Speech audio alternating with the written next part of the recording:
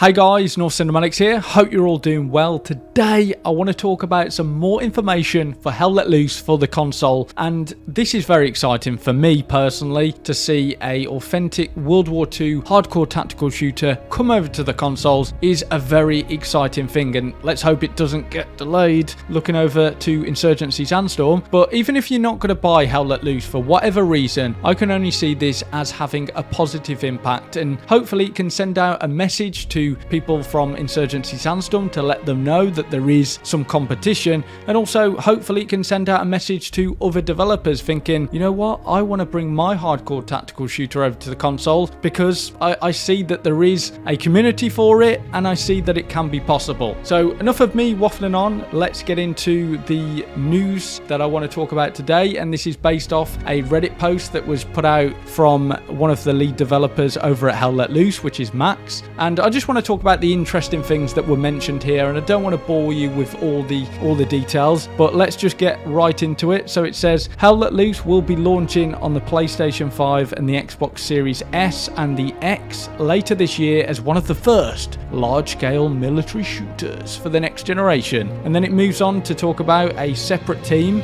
that is going to be working on this console version, and so this is how it's going to work, with Black Matter working predominantly on the PC version. So they're mainly going to be working on the PC version, making sure that it's all correctly optimized and it's stable and all the things are running fine on PC.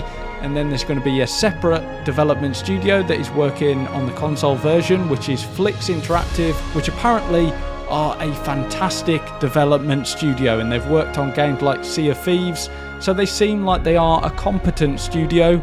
But again, I always get worried when these hardcore tactical shooters get announced, just because of what's happened with Insurgency Sandstorm, which is a very sad thing. But because of what we've seen there, I always get worried about when they're saying it's a fantastic development studio. Let's just hope that it is, and hopefully we don't see the sort of delays and lack of information that we saw that time. So moving on to Crossplay. It says, we want to assure you that the PC player base will remain separate from the console title, but that there will be crossplay for both PlayStation 5 and Xbox Series X and the S version, so that both platforms benefit from the larger player base. And that's something that's done on Verdun and Tannenberg, and it seems to be quite a popular thing to keep those sort of games alive, but I know Verdun and Tannenberg are struggling a little bit. So hopefully Hell Let Loose does have a stronger player base, and it is a strong player base on the PC. I think it's doing quite well on the PC platform, so hopefully there is a lot of interest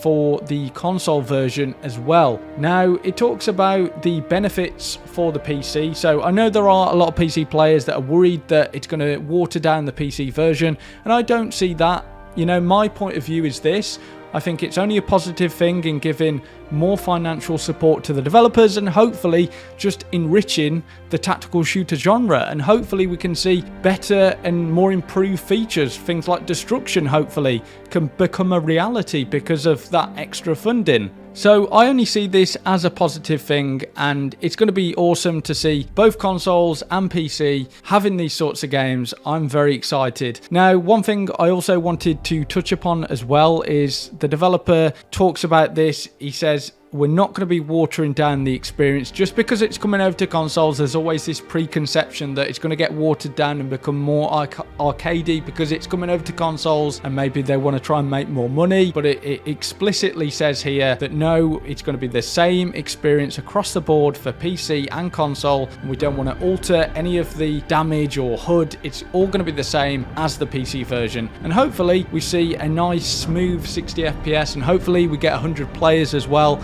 And it is sort of the best experience possible that can be done on those console platforms. That's what I want to see. Hopefully it is really a good solid port. So when is Hell Let Loose coming over to consoles? This is something he addressed here, and it says the exact date is going to be announced in the coming months, but it will follow our release from early access, as we feel it's important to attain a base level of quality and optimization across the entire title, as well as polishing and fixing outstanding bugs and issues. So they're going to move out of early access, and then I think they're going straight for the consoles. So very excited for that, and hopefully they can stick to that date. Hopefully it doesn't get delayed I speak to the developers quite a lot, or there's one developer that I speak to quite a lot, and he knows my feelings about Insurgency Sandstorm. So I just want to say, because I know you're watching this, I just want to say, please don't do the same thing that we saw with Insurgency Sandstorm. You saw what happened there. It wasn't pretty,